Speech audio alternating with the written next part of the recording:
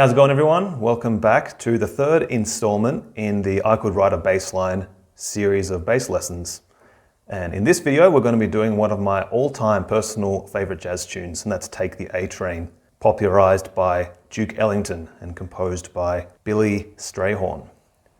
And this idea of writing your own bass lines has been around for a long time, of course, but it came from this book, which I've shown in every episode in this series, The Evolving Bassist by Rufus Reid. And the method itself, I know some of you have asked about this method, comes from page, I believe, 77. Here it is. Etude 10, simple walking bass lines. And he runs you through his method. I'm not going to show every page here, but he runs you through what he does to start with, just simple walking bass lines. And then he adds in some rhythms after that. We won't be adding in rhythms today, we'll just be doing the basic line itself, but you can certainly add to your line once you've done with your bass line. And it goes through to, I believe, page 95, yep. So you'll want pages 77 through 95 if you have this book at home, and that is the whole method that he uses for writing his own walking bass lines. And so definitely pick up this book if you haven't already. I'm receiving no money to endorse this book, as I've said in many of these lessons. So let's continue. Let's write this bass line today. And what we're going to do is, once again, we have an eraser in case I make any errors, which I'm sure I will. Pencil sharpener if I need to sharpen my pencil, which might happen. Of course, a pencil. We have the song on the left here. We've got the paper to write the bass line on. And last but not least, I have myself a little boo-boo. So you'll have to deal with that as I will have to. First thing we need to do is write in a title. Take the A train. Beautiful title. And so we're going to put in the bass clef, 4/4 time, and we're in the key of C major, so I don't need to put in any sharps or flats, and I'll put in 4 bars rather, in the first line. I'll do a second line as well. So the first chord is C6. I'm going to start off with playing a C, and a C6 chord is a major triad. So for a C major triad, that will be C, E, and G. And the 6 of C is A. So I'm going to go C, and then I'm going to play an E. I'm just going to walk up the chord for now. Very simple line. And then an A. And you know what? I'm going to go the octave C at the top. And I think I'm just going to walk straight back down the chord. What could be more simple than that? So C, A, E, G rather. C, A, G, E. And then the next chord in bar 3 is a D7 flat 5 chord. Now what does that mean? So D7, the notes in D7, first, it's a D major triad, which is D, F sharp, and A. To make it a D7 chord, we add the minor 7 on top, which is a C natural. So that's the notes for D7, D, F sharp, A, and C. And then we need to flatten the 5. That's the last part of the chord. And so the flat 5 of D is A flat. So the full chord is D, F sharp, A flat, and C. My last note in the second bar on the C6 chord was an E. And so that's perfect for me. I think I'm going to put a D in, beat 1 of the first bar. There's my D, and what am I going to do now? I'm going to walk up the chord again. I'm going to just go straight up the D7 flat 5 chord, F sharp, I'm actually going to sharpen my pencil real quickly because I feel my notes are a little bit messy.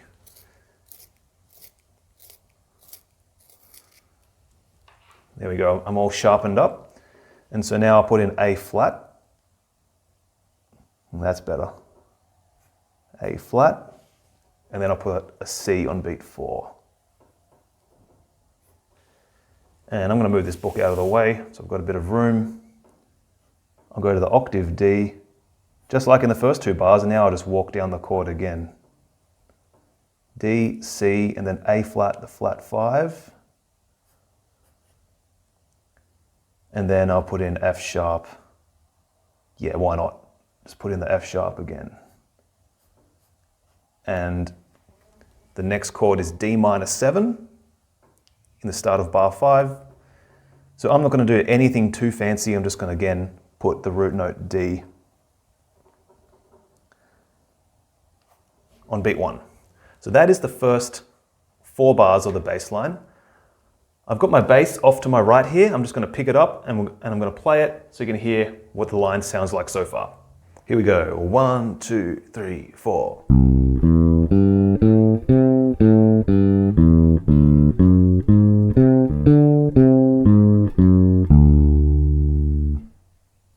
Pretty simple line, and I like the sound, so let's keep going.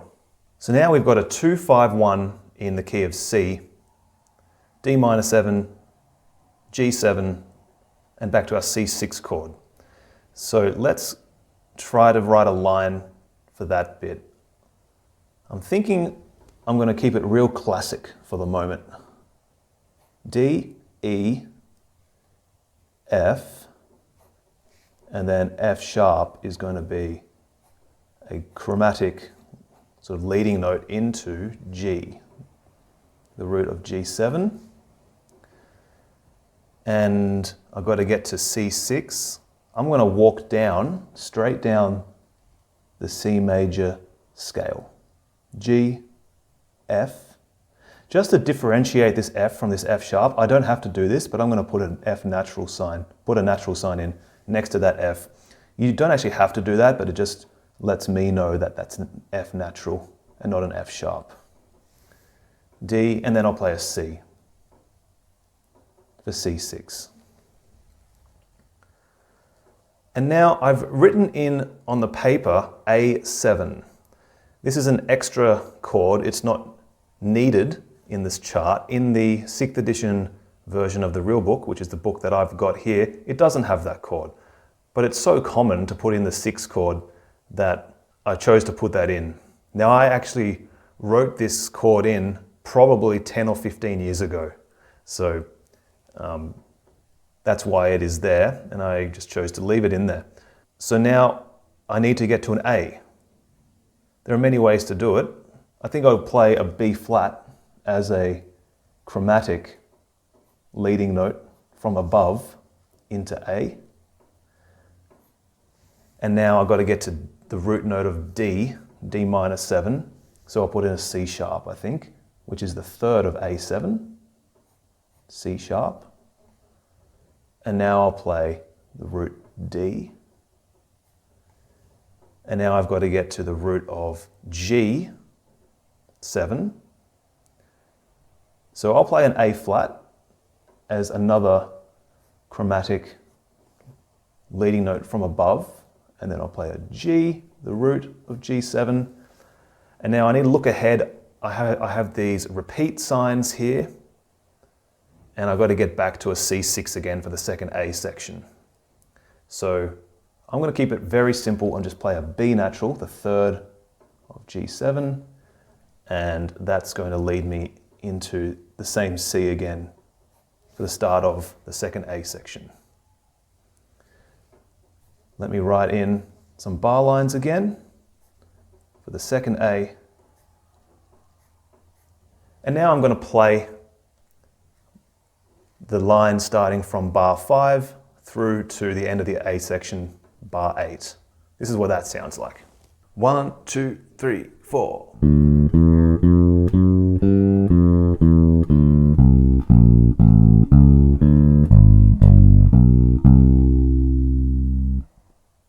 I like the sound of that line. Sounds good to me. Continuing on with the second A section, I want to do something a little different.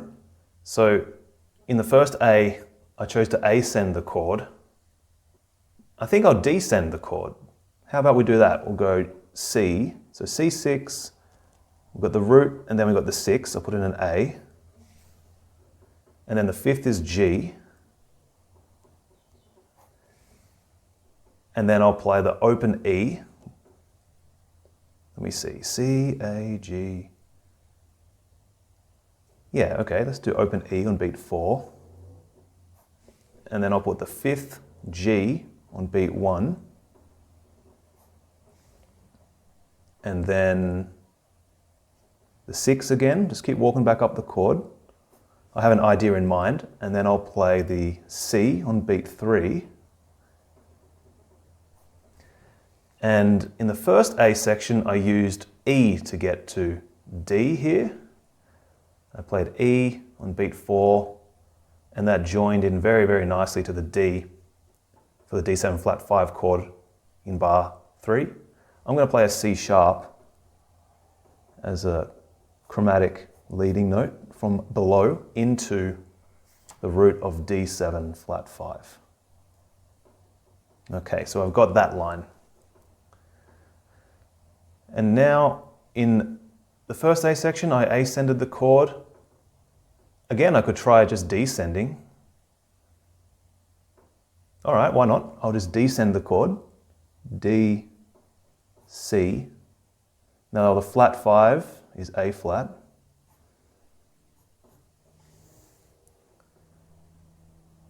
I'm going to do something different now.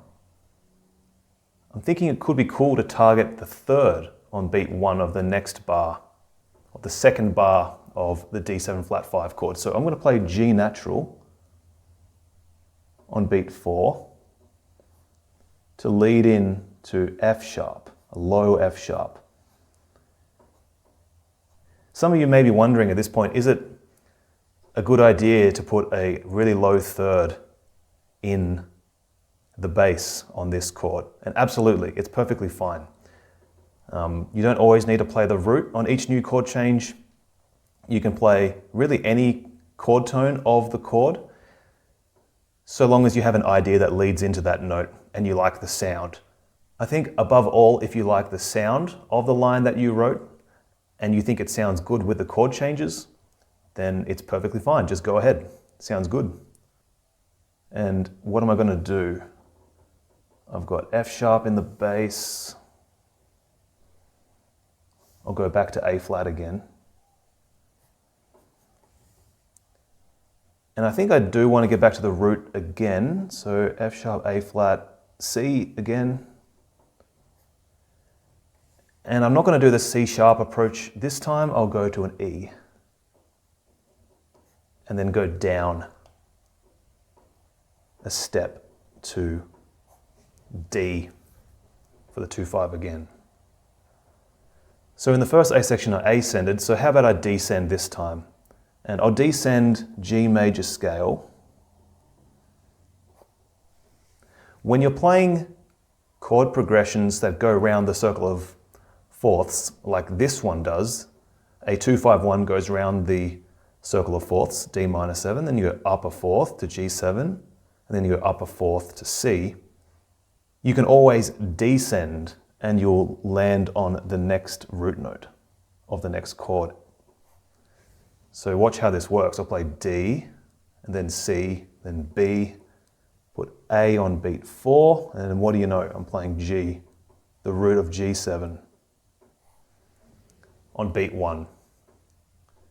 If I had extra range, I could actually keep this pattern going and go down further to the root of C. G, F, E, D, and then play a low C. But I'm not using the 5-string bass today, so I'm going to do it a bit differently. I'm going to walk back up the chord, the key of C, G, A, B. And I've got one beat left to get to a C. So I'll go on the other side of C and play a D. And then play a C.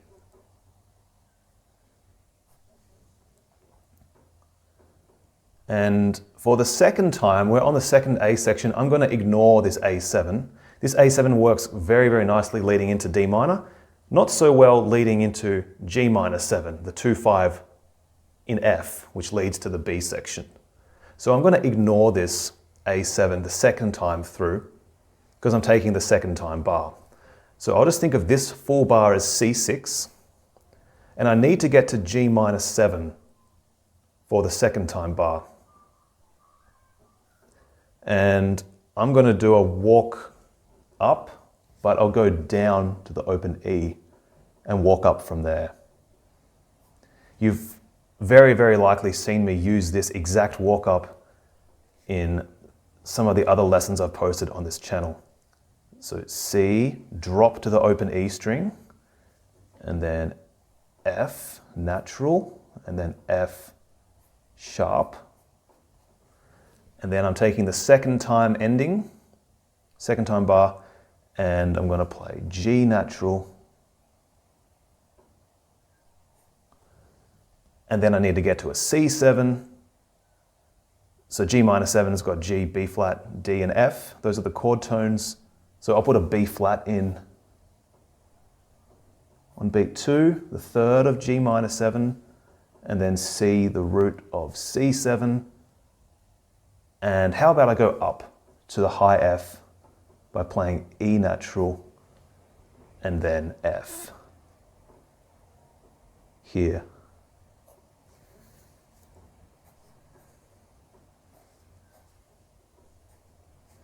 And now we're into the B section. Again, I'll take pause, pick up my bass, and I'll play the second A section line so you can hear how that sounds. 1, 2, 3, 4.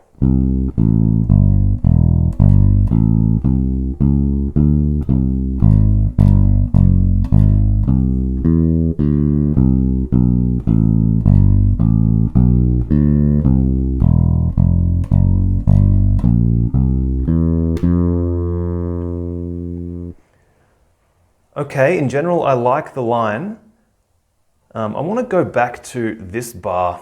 When I played this, I wasn't so hot on the way it sounded, this A flat, G, F sharp thing. From a music theory point of view, to my mind, it works.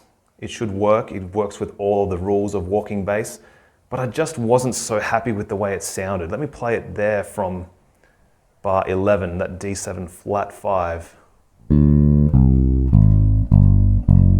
Sounds a bit awkward, actually. I like the second bar. Just sounds weird to me, so maybe I'll change it and just play something else.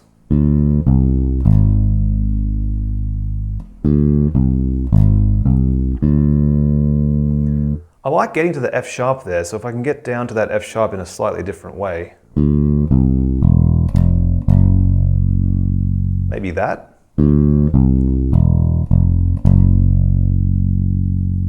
That's kind of interesting. I think I'm going to change it to this. I'm going to switch out this A flat, get rid of that guy, get rid of the G, and play an open E, and then an F, and then an F sharp. So from the start of the second A section, that sounds like this.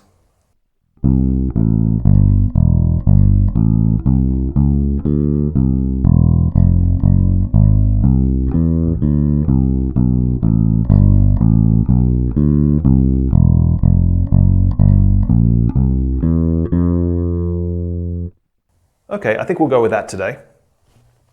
The previous line, I did like the idea, but when I played it, didn't like the way it sounded, so went back and changed it. So now we've got to the B section, and we've got 4 measures or 4 bars of F major 7. And we've got to come up with some ideas for a chord that doesn't change. And this is often harder than it seems. I think a lot of bass players get so used to the chord changing every bar, or even changing 2 times per bar. Like you've got the 2-5 in C, 2-5 in F. It's actually pretty easy to come up with ideas when the chords change so often. When the chords don't change, like this F major 7, it can actually be a bit difficult sometimes to come up with ideas that you like. So what can we do to try to come up with some ideas over a chord that doesn't change? My first go-to is actually just play the arpeggios. And so, well, I'm going to start out with simply descending F major 7 arpeggio. Those notes are F, A, C, and E. That's the F major 7 arpeggio. So we've got F, we're going to go down to E, the 7, C is the 5th, and A is the 3rd. And now we're on the second measure of the B section. I'll play a low F. So walking down the chord, dee da don. And now what am I going to play? How about I walk up F major scale? So we have to keep in mind now that we've got into the B section. We've used a 2-5 in F, G minor 7, C 7 to F major 7. We are effectively now in the key of F major, which has one B flat in it. So I have to think differently about what notes I'm playing. So B naturals I probably should change to B flats, just in general. So I'm going to ascend now the F major scale, F, G, A, and B flat on beat 4 to keep it with the key. And then that takes me to C, the 5th of F major 7 in this bar.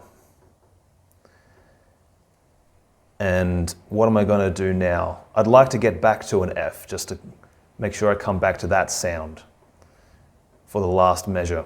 So how about I continue ascending F major scale, C, D, E.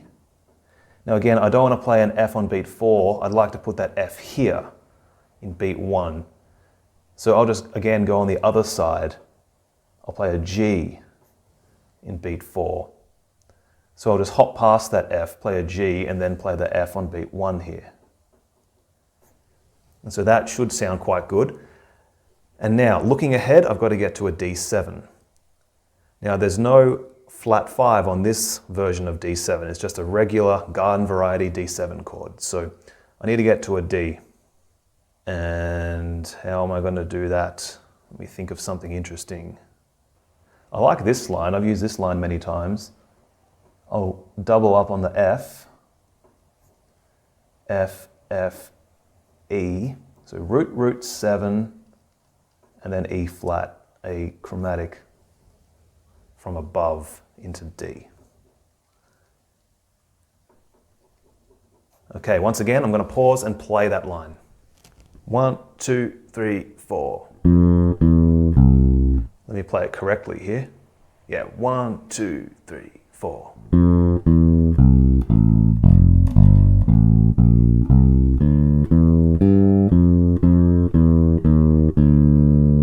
I love the sound of all of that. I'm happy with that. So let's keep it as is and continue on.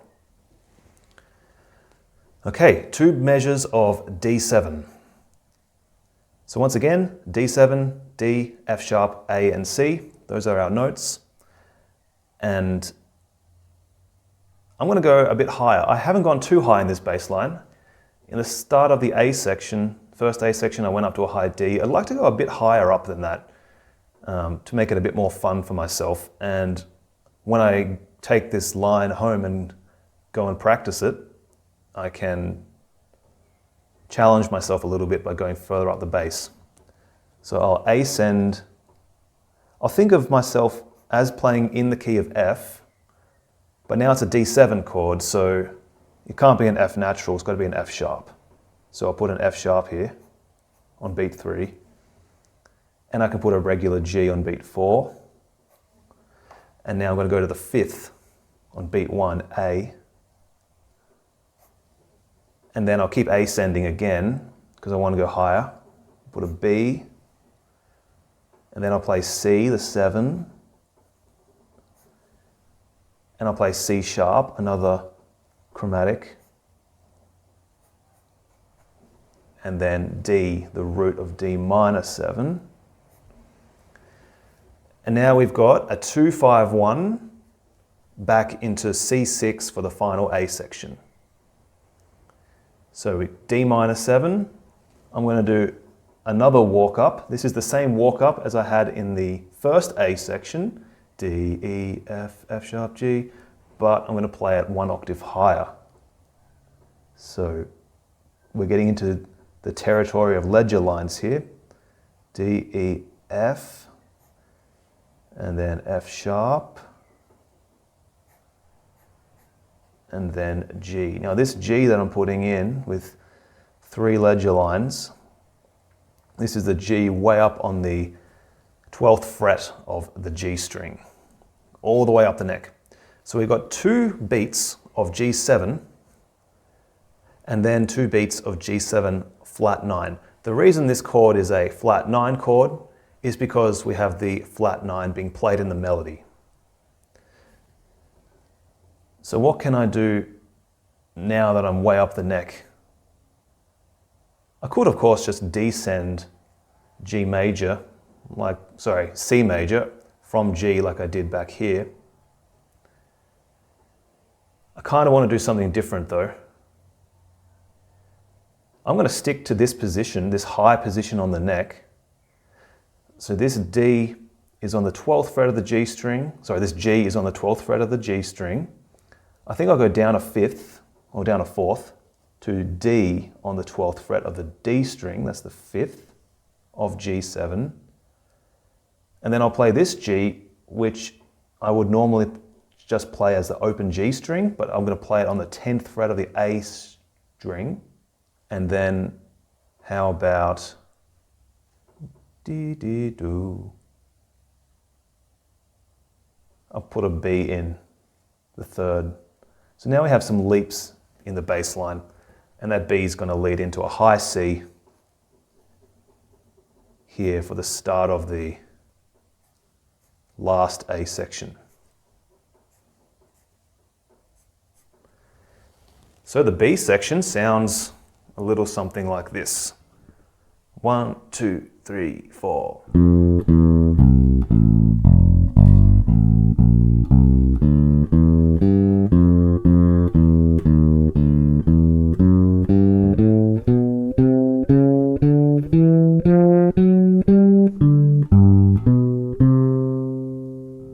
Sounds good. Happy with that? So now I'm way up on the 10th fret of the D string with this C. I kind of want to stay up here a little bit since I'm up here, just to get some more practice playing up higher if I'm not very good at that. And then I'll descend again, probably with the D7 flat 5, go back down the bass. Okay, so let's do that now. So I've got an idea in my head. This chord is a C6 chord, as we've discussed already. But here's the thing about these types of chords. It says on the page C6. You really can make this any chord that you want. All you need to have in the chord is a C major triad, which is C, E, and G. The 6 is just one way of playing it. You could make it a C major 7, which is C, E, G, and the B natural note. It could be C6, the way it's written. It could just be a C major triad. It could even just be that. So one thing about these chord symbols is, sure, it says on the chart C6, but that doesn't necessarily mean that that's what the chordal player in the band is going to play. They could play C major 7, they could play C6, they could play C major triad, they could play all sorts of things really. And so that doesn't necessarily mean I have to play a C6 chord. I can play a C major 7 chord. So that's kind of what I'm getting at there. I'm going to play a B. I'm going to play a C major 7 sound as a substitution for C6. So I'll play C, B. That B is going to be on the 9th fret of the D string. And then again, I'm going to play this G, but on the 10th fret of the A string, and then back to a C. So I'll play B, the major 7, and back to a C. And now I want to get to a D on D7 flat 5 eventually. And so what am I going to play? I'm thinking I'll play B again and back to C and then C sharp on beat 4. I've used this line as well many times in lots of the walking bass etudes and things you've been seeing me post on the channel. Da da da da dun, play a D now. D7 flat 5. So now I'm way up on the 12th fret of the D string and I want to get back down the neck somehow. So this is why it's a good idea to write out your bass lines, because if I was way up the neck and I was walking up there and I didn't know where the notes were for this chord up that high on the bass, I would have a hard time working my way back down. So taking your time and actually writing out a line is a very, very good idea. And it also gets you to think about where the notes are in your head, which is a really good practice as well. So if you can picture the bass neck in your head as you're writing this, then it really helps you to see the neck and see the notes much better, if that makes sense. So now D, I'm going to play C, that's going to be 10th fret of the D string. I'll play A flat, the 11th fret of the A string, and then I'll play F sharp, walk down the chord. Now that F sharp's the 9th fret of the A string, that's what I'm thinking in my head. And then I think I'll then play just the open D string. And just to give myself a bit of a hint, I'll write 0 here, just so I know I'm playing that as an open string. So I'll put a 12 here as well over that D, just to remind me that I'm descending like that. In fact, while I'm at it, I'll just put in some fret numbers for the others. So 10th fret, 11th fret, 9th fret, and then open string. And so now I'm on the first beat of the second bar of D7 flat 5, and I'm wanting to play something to get me to the regular D minor chord. I'm going to play just a C, and then I'll go to an E and think of this as 2 passing notes in a row, E flat, and then get to D. Okay, one more pause and then I'll play that. And this will sound a little something like this, way up here on the 10th fret.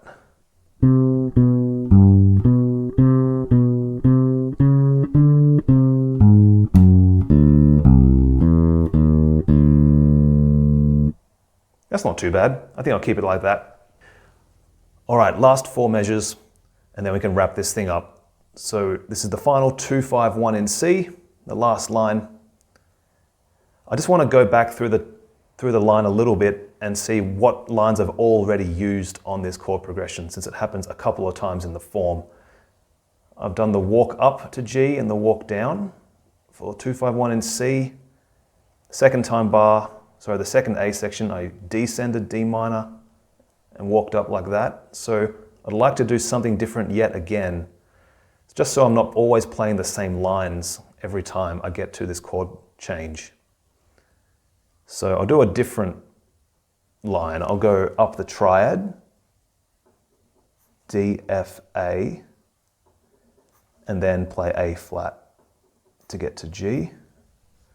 And then I'll play G on the root of G7. And then what am I going to do? I think I'll do the same concept. Walk up the triad, G, B, D, and then D flat on beat 4 to get me to C. So that's the 2-5-1 line I'm playing. Now, if I wanted to end the tune, actually, I could play this line. So it would be like da da da da da da da da dee dong dun dun da da da dun dun, and I can end like that. But I think I want to wrap this line around to come back to the top so I can just repeat it. So I'm thinking about where my left hand is on the bass neck at the moment. And I think I want to play that C with the first finger. So I'll go down to a G with the first finger on the D string. So that will be C, 5th fret of the G string, G, 5th fret of the D string, and then I need to get to a D again. For the last 2/5, I'll play E, and that'll be on the 7th fret of the A string, and then an E flat to descend into D. And then how about I go A flat as a chromatic into G, and then I'll just do a D, just a regular D. And that will lead me very nicely. I'll put in some repeats here at the end. That will lead me very nicely back into the top of the walking bass line again. Put some repeats in here. And there we go. That's the full bass line. How about I just play the final A section now and hear how that all sounds together. 1, 2, 3, 4.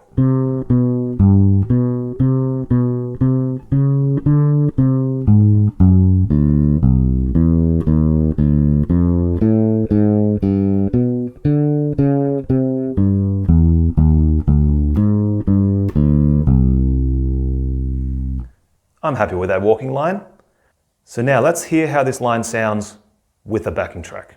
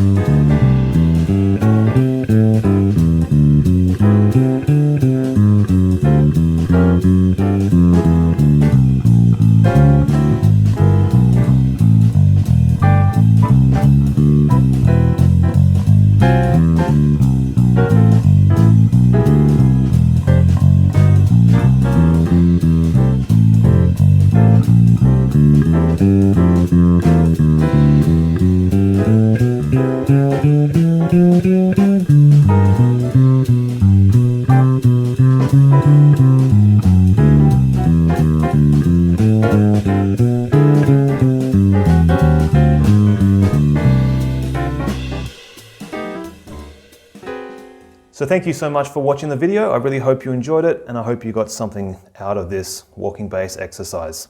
I highly encourage you to take the time and write out your own walking bass lines. It's a really good practice. It helps you with learning to write music, which is a very important thing to do. And it's going to make you better at walking bass, I can guarantee it. So thank you so much. If you'd like to download the full bass line, you can check it out over on my Patreon page. The link is down below in the description. See you later.